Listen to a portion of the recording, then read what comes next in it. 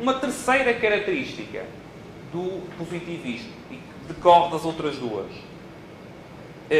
Então, se eu vou ter a ideia que tenho um tipo de conhecimento e que isso engloba, e que esse tipo de conhecimento engloba tudo o que é relevante, correto? O que é que eu vou achar em termos das minhas capacidades de previsão? Eu vou achar que tenho, desde que apanhe bem, desde que exerça bem o paradigma positivista, eu vou ter capacidades de previsão em ciências sociais. Visto ao contrário, o que é que isto dá? Dá que o parâmetro de avaliação das ciências sociais ou da economia, numa perspectiva positivista, há de ser o quê? A capacidade de previsão. Certo? Das características do positivismo decorre, logicamente, que eu terei, só há um tipo de conhecimento, a ambição ou a ideia de que posso prever. Isso, visto ao contrário, mais não é do que, ou implica necessariamente a ideia de que a forma de avaliar a ciência é pela capacidade de previsão. O que nos leva a a meu ver, dos contributos que mais danos causou na ciência económica, na história da ciência económica toda, desde só no século XX, que foi precisamente o ensaio de Milton Friedman, em que ele defende precisamente essa ideia. Portanto, a ideia de que boa ciência económica é ciência económica com capacidade de previsão. Isso é basicamente, quer dizer, Friedman merece o elogio por ter sido claro e objetivo, quando muitos outros positivistas são menos claros e menos objetivos na explicitação do positivismo e, portanto, exigem mais trabalho na crítica, porque ele tem o mérito de ter tornado claro, de facto, as implicações do paradigma positivista, mas, de facto, independentemente ou além desse mérito de ter tornado claro as implicações do positivismo, é, na realidade, uma implicação trágica em termos de ciência económica e de ciências sociais. Trágica, mas lógica face à sequência de falácias e de problemas, mais do que falácias, à sequência de omissões e falhas epistemológicas do positivismo, ou da aplicação do positivismo, ou dos paradigmas positivistas nas ciências sociais. Até é natural que, seguindo o percurso que vimos, que o positivismo acabe primeiro com uma ambição da ciência englobar todo o conhecimento e que daí decorra dessa ambição de englobar todo o conhecimento a expectativa da capacidade de previsão e então dessa expectativa decorre que o paradigma de avaliação da ciência social há de ser a maior ou menor capacidade preditiva. Não é? Portanto, e o que é que nós acabamos tendo, então? Acabamos tendo, daí um final trágico, não é? Em termos de implicações do positivismo, acabamos tendo as teorias concorrentes, os modelos explicativos concorrentes, avaliados precisamente por aquilo que, numa perspectiva austríaca, eles nunca podem fazer, que é fazer previsões de acontecimentos singulares, ultrapassando as limitações intrínsecas do próprio conhecimento científico. Até acabamos tendo os modelos avaliados, as explicações avaliadas, por precisamente aquilo que, numa perspectiva austríaca, nenhum modelo pode proporcionar. A previsão de eventos ou de acontecimentos singulares. Ora bem, e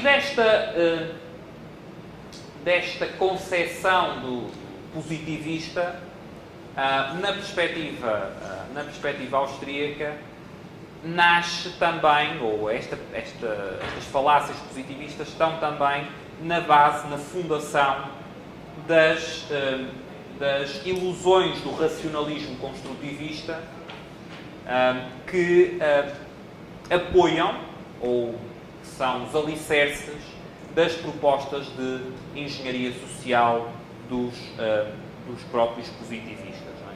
E como eu referi no início da sessão, a relevância principal desta crítica é precisamente, desta crítica ao positivismo, desta chamar a atenção para as limitações do conhecimento científico e para a utilização do conhecimento em sociedade, é perceber o tal fatal conceit que Hayek evidenciou.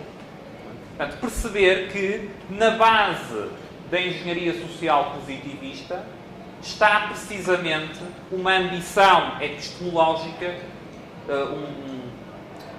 uma presunção epistemológica que não pode ser concretizada, que é impossível ser concretizada. Ou seja, isto não tem a ver com a bondade ou maldade do engenheiro social, certo? Também não implica que seja bonzinho nem que seja mauzinho, não é? Nesse sentido, este argumento epistemológico não é um argumento, por exemplo, de public choice, de escolha pública. Ele é perfeitamente compatível com a violação dos pressupostos da public choice, ou seja, com eu ter um anjo a governar. Mas mesmo um anjo a governar, a menos que seja um anjo omnisciente, não é? Seja o anjo, seja Deus, diretamente, esse anjo não será capaz de aplicar o tal programa de engenharia social positivista por limitações epistemológicas do próprio conhecimento humano. Portanto, não tem a ver com bondade ou maldade, não tem a ver com a inteligência ou burrice. Aliás, as pessoas que inventaram e propagaram o paradigma positivista eram certamente pessoas muito inteligentes, eram pessoas intelectualmente brilhantes, algumas deram contributos geniais noutras áreas do conhecimento, como a matemática e outras ciências.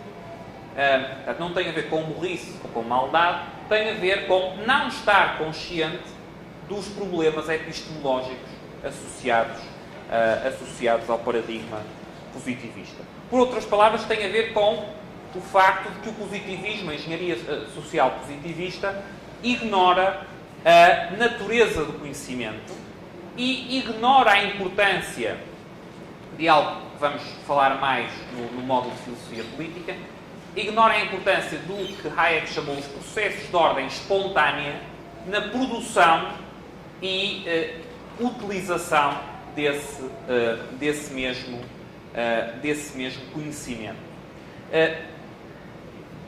Como é que podemos ter evidência disto? Como é que podemos, não teste empírico, não é? Mas como é que podemos ter exemplos disto? Pensar em exemplos disto? As instituições, numa perspectiva austríaca, as instituições sociais mais importantes, a nível moral, a nível linguístico, a nível económico, não resultam, mas mais importante do que não resultam, mais importante do que não resultam historicamente, nem poderiam resultar de exercícios, de ações, de planos de engenharia social positivista. A linguagem não foi deliberadamente inventada por nenhum ser humano e que disse aos outros, agora vamos começar a comunicar assim em vez de ser por gestos, não é? Nem poderia ser. A linguagem emerge num tal processo que Hayek chama de ordem espontânea, em determinadas condições sociais e institucionais que permitem essa emergência e permitem essa evolução, mas não é algo que é racionalmente construído por um planejador. A mesma coisa, por exemplo, em relação à moeda. Agora reparem, o facto das instituições sociais mais importantes resultarem de processos de ordem espontânea e não poderem ter sido desenvolvidas por processos de racionalismo construtivista, não quer dizer que não possam ser perturbadas ou até destruídas por processos de racionalismo construtivista. Ou seja, eu não poderia criar a linguagem, a instituição de linguagem, por via de um exercício de engenharia social. Mas eu posso ter exercícios de engenharia social que perturbem a evolução e o desenvolvimento e a utilização da instituição de linguagem. O que é que isto implica? O que é que isto acarreta? Qual é a consequência que resulta daqui? Daqui resulta que os exercícios de engenharia social motivados pelo paradigma positivista, em última instância, são incompatíveis com o que Hayek chama a grande sociedade, a Great Society, a sociedade de cooperação alargada. Ou, em termos popperianos, chamaríamos a sociedade aberta.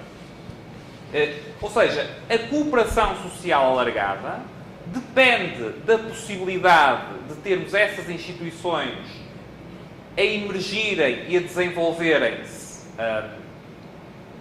ou termos um enquadramento institucional que permite essa emergência e esse desenvolvimento, e de termos uma situação em que os exercícios de engenharia social positivista que são praticados não colocam em causa esse desenvolvimento e essa emergência e esse desenvolvimento.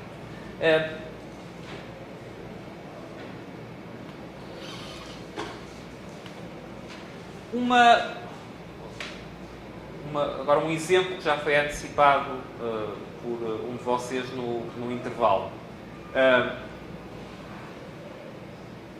À luz desta crítica ao positivismo nas ciências sociais e à engenharia social positivista, isto permite-nos ver também a crítica, o argumento da impossibilidade do cálculo económico numa economia coletivizada a outra luz.